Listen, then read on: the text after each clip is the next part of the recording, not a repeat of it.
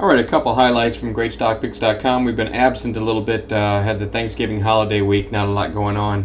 And yesterday, don't even get me started, was so aggravating with the spot, with a huge gap up and the very narrow range on the SPY just made and then the gradual wind down, looked like the SPY was rolling over, and then the big pop in the last few minutes. An aggravating day, wasn't even worth a video. Today we just had a couple trades. I'm being extremely cautious. This is just a horrendous market to try to trade, as far as, if you know, it'd be very easy to overtrade. Every time you think the market's going to move one way, you might get a soundbite out of Europe. A lot of headline risk. Longs or shorts can get in trouble real quick with the wrong words coming out of Europe. So it's kind of an aggravating situation to trade under, but I'll show you what we're trying to do and how we're trying to handle it. An example is RIM. These are 2-minute candles. RIM was extremely strong this morning. But the only way to get in the early run, which I'm not showing you here on this chart, was to blindly buy it at the open. I'm not a fan of doing that, as you know from watching our videos. I like the low risk. Here's the trigger, here's the stop type setups, and here's where I called RIM today, right there on that green candle. So it took a long time before I had a decent setup, and there's the stop. So it was a nickel risk, and called RIM at 17.58. The stop 17.53.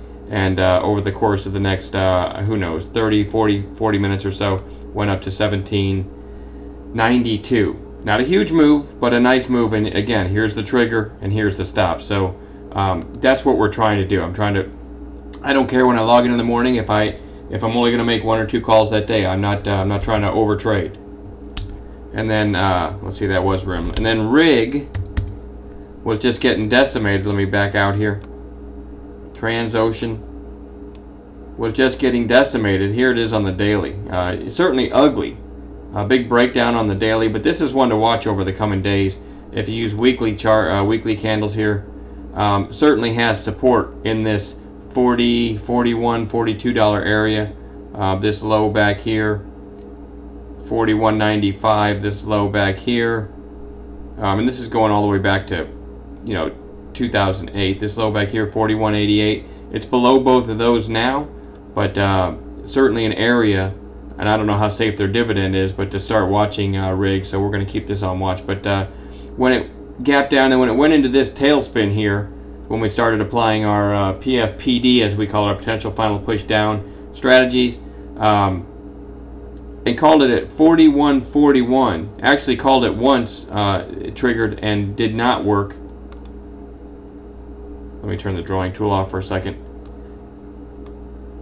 And then our secondary entry on it was 41.41. Stop only 14 cents below. So it was probably right about there.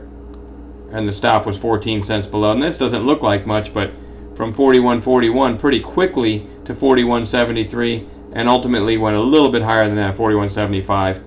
Again, that doesn't look like much, but it was a very good risk reward. So that's how we're handling this market.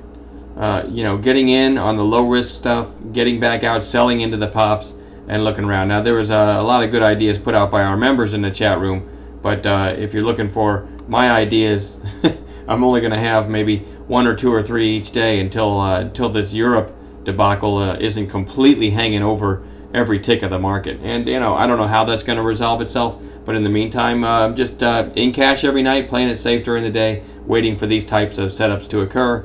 And when they do, we're on it. So I'm going to leave it at that, keep the video short, and hopefully tomorrow we'll have another highlight video with some decent trades from Wednesday's trading. All right, have a good night.